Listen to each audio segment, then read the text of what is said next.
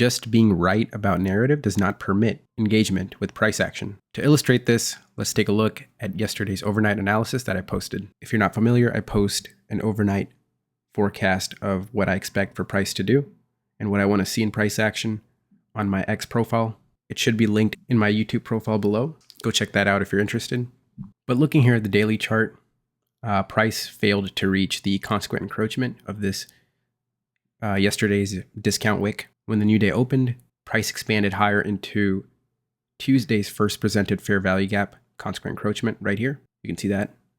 And it's also overlaying that daily BISI lower quadrant. All right, on the hourly chart, we can see the bodies are consolidating below the new day opening gap low right here. That's the new day opening gap low. And I would like to see if price can return above the new day opening gap, small typo there, and work its way into the daily BISI, which is a gray shaded box here.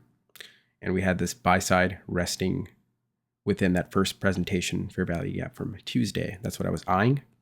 And if price is able to work its way to sweep these equal highs here and get above the high of that first presentation fair value gap from Tuesday, then I was looking at this buy side liquidity being the next draw, which is 29,126 and a quarter. And in the case that price broke lower from here, if it wasn't able to reach above this dashed line, daily discount wick midpoint, or this inefficiency, or the daily BISI, and if it broke lower, I wanted to see if it could reach the sell side after taking this low that it had formed earlier. But anyways, this was the draw. Had this played out, if price was able to work its way higher into that daily BISI once again. All right, looking at the chart on the 15-minute, that was posted here around 1:30, this candle. And as you can see, this was a candle that finally was able to close above this red dashed line, which is a daily discount wick midpoint. And that is different from this one here. This is yesterday's daily candles discount wick midpoint. This is from last week. I just want to clear that up. Anyway, seeing that and then seeing that displacement through the daily BISI low, price was able to reach the equal highs that I mentioned going into the London session kill zone.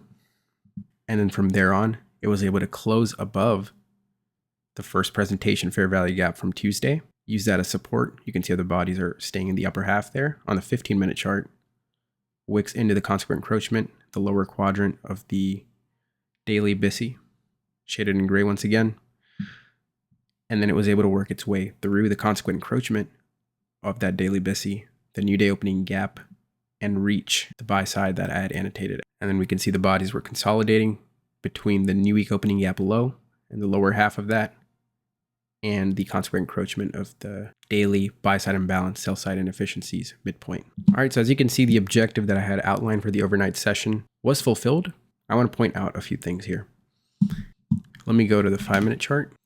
So we had the new day opening gap form here. Wednesday's daily candle opens at 1800, consolidates, works its way into that daily BISI, and then breaks lower, creating the low of the price range and the low of the session, failing to reach that daily discount wick CE. And then going into the London session, we can see this large expansion that led to the buy side target that I had identified being reached. Just taking a look at the size of this move here, it's over 300 handles. And if we take a look at the high to the low of this price range, it's almost 375 points. That is fairly extensive in relation to what we usually see overnight. And seeing such extensive price runs overnight, going into the AM session, it is fair to expect rather lackluster movement. So if we take a look at the opening range from 9:30 to 10 o'clock on the 5-minute chart, do you see anything that would warrant engagement? I personally do not see anything like that.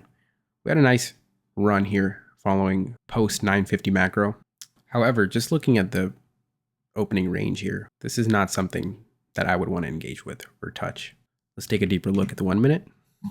Now keep in mind, we're coming in with the understanding that price had an expansive run overnight, and we're expecting lackluster movement going into the opening range of the AM session. So 9:30 opens, price moves higher, seeking that upper quadrant of that daily BISI right here, which is within the new week opening gap shaded in purple, breaks lower, uses the first presentation fair value gap from Tuesday as support. Bodies are staying in the upper half close to the high, and price moves higher again, getting just above the new week opening gap here on a closing basis. But taking a look at 9:45, this is the end of the first 15-minute candle after 9:30. And we can see where that closes. It closes below the new week opening gap low. So on the 15-minute chart, the body was not able to get into the new week opening gap. So that is a sign of bearishness on the 15-minute, which is relative to the 1 minute. That's a higher time frame. So I wouldn't participate in anything bullish just yet because we'd seen price consolidate at that same in that same range going into the pre-session and before 9:30 open. And even in the first 15 minutes of the opening range, we're seeing the same thing, where the bodies are not able to get into the new week opening gap on the 15-minute or the higher time frame.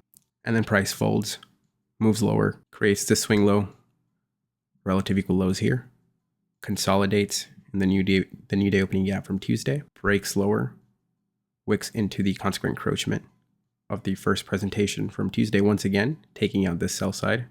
And then it was able to quickly accelerate and get above the new week opening gap once again, taking out this buy side here. And I don't have it annotated here on this chart, but if you take a look at the regular trading hours opening range gap for Wednesday, I want you to see where the bodies are with respect to the gradient levels of the opening range gap. And also take a look at this wick and what it falls short of. That should be indicative of a typical signature and price action that you want to see in bullish conditions. But anyways, you can see there's a lot of back and forth movement, high resistance liquidity run conditions going into the opening range. And that is something we anticipated going in after seeing that move overnight unfold, because price had fulfilled its objective, taking out all the orders above this buy side. And although it was showing strength on the higher time frames, and you may have had a bullish sentiment going into the AM session, you're not likely to find high quality setups to participate in these conditions. So you can see how quickly they were able to take it up above the new week opening gap here. Almost 200 handles of movement here within just a couple minutes. And then it consolidated, going into the 1050 to 1110 macro. They rally it up again quickly. But even through all this bullish movement, you can see the high resistance, back and forth, seek and destroy type conditions. And then the lunch hour starts at 11:30, which is a 2-hour period.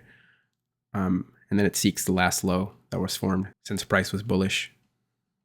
We can see how it unfolded going into the 1150 to 1210 macro, seeking that low, using the daily BCS support. Bodies are respecting that, still showing strength, and price continues to meander higher through the previous new week opening gap. So the lesson here is you can have the correct bias, you can have the correct narrative, but if you're able to identify low probability conditions beforehand, before the session even begins, which we were able to anticipate here through this large price run overnight, meaning that the overnight session is going to be rather lackluster and not offer high probability conditions, then you can simply avoid engagement, preserve your capital and mental energy, and just learn and tape read. Remember, the goal is not to trade because your analysis is right. The goal is to trade only when analysis creates a clean execution opportunity. Today, the forecast was correct. The target was reached prior to the AM session, and the opportunity was gone before the window even opened. And with such a large price run overnight, seek and destroy conditions like we saw here in the opening range going into lunch were absolutely warranted. Sometimes, if you look closely, the market will give you the answer before your session even starts. And when it does, the professional decision is not to chase what already happened. I hope this was helpful.